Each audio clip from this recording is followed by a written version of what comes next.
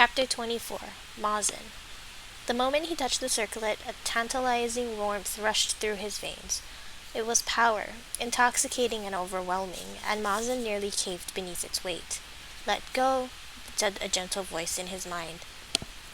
His hand was shaking as he held up the crown. He could discern another feeling beneath the heat, an electric cold that numbed his bones, even as his iron rings burned against his skin in resistance to the magic. His fingers curled tighter around the crown as he brought it to his neck. Not a crown, he thought, a collar. He froze. A shadow-drenched memory flashed before his eyes. A phantom with ruby-red eyes stood before him, glowing unnaturally in the dark.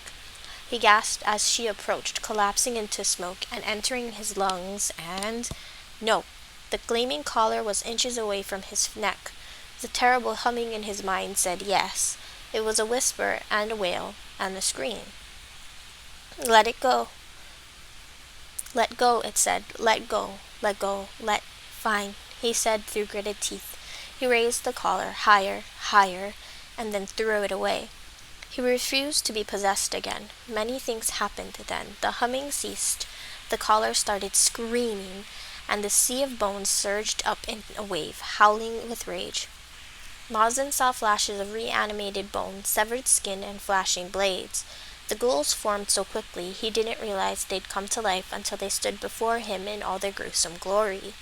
"If you will not succumb to me, then you will serve me," the humming voice said. The fear was immediate. It shot through Mazen's veins like lightning, pulsing at his fingertips as he reached for his knives, which were slippery in his sweat-coated palms. By the time he finally grabbed one, the ghouls were close enough to stab him. They smelled like dirt and rot and decay, a scent that made bile rise in Mazen's throat.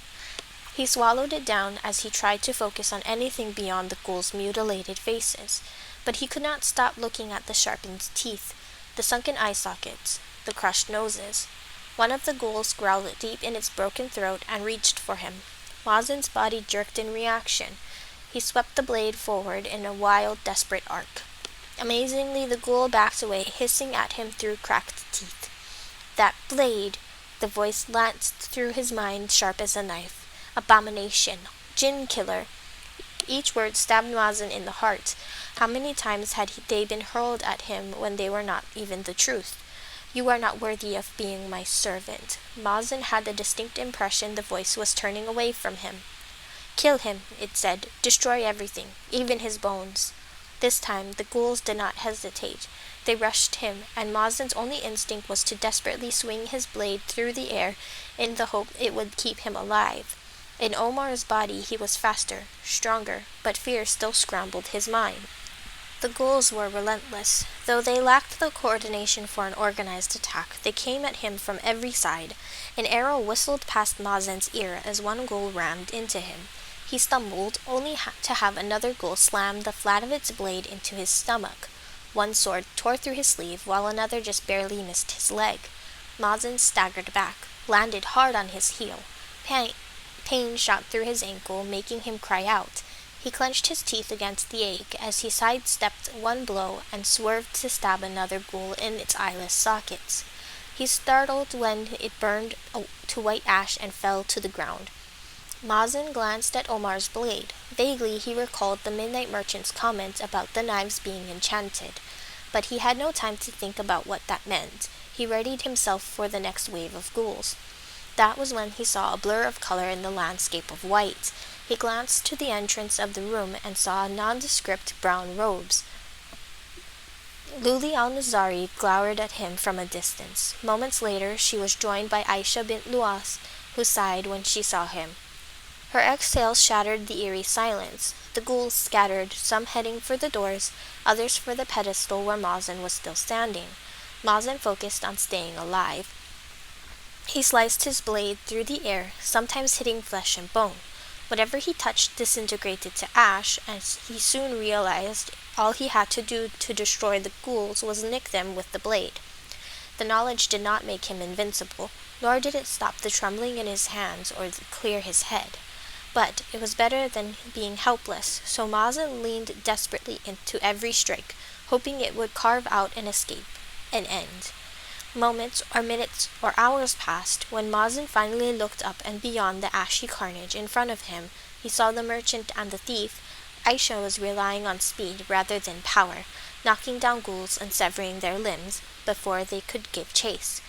Luli al-Nazari was at the opposite end of the room, using the curtains as cover.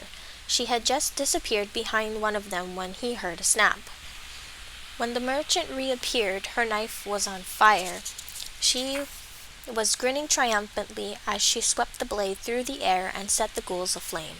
Mazen watched as one of the ghouls collapsed with a wail, its hands outstretched as if reaching for something. He tracked its gaze and cursed when he saw the collar laying on the ground. The midnight merchant paused to look at the relic. For moments she was absolutely still, head cocked as if she were listening for something. Mazen approached her on shaking legs. Al-Nazari. He forced her name out through cold lips. She ignored him. Midnight merchant. She began to walk slowly toward the collar, fingers outstretched. Stop, Al-Nazari. She reached down to pick it up. Mazen collided with her head first, knocking the thing from her hand and tackling her to the ground. He gasped as she drove a knife into his stomach, but forced himself to hold tightly to her wrists as he gritted his teeth against the pain. He pinned her to the ground. Snap out of it. The merchant dug her fingernails into his skin.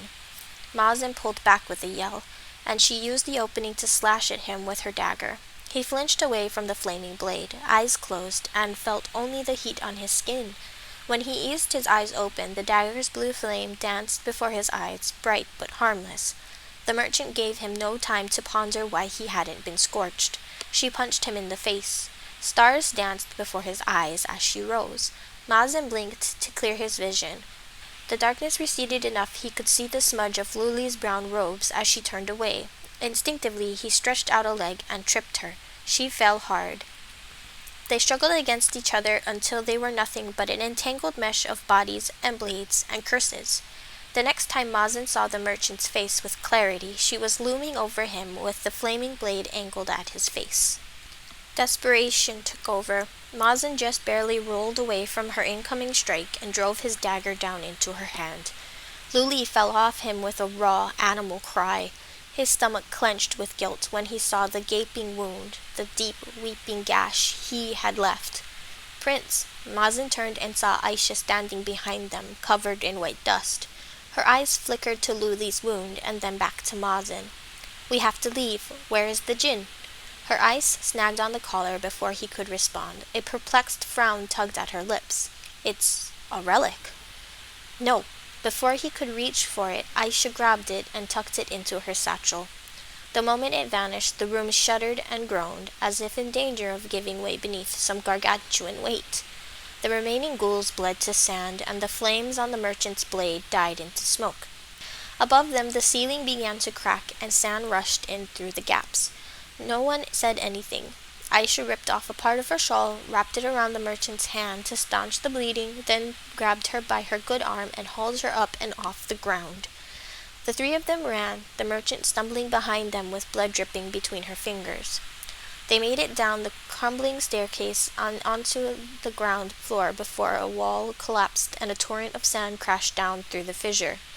The force of the impact knocked Mazen off his feet. He fell hard on his hands and knees, hissing in pain when he regained his footing.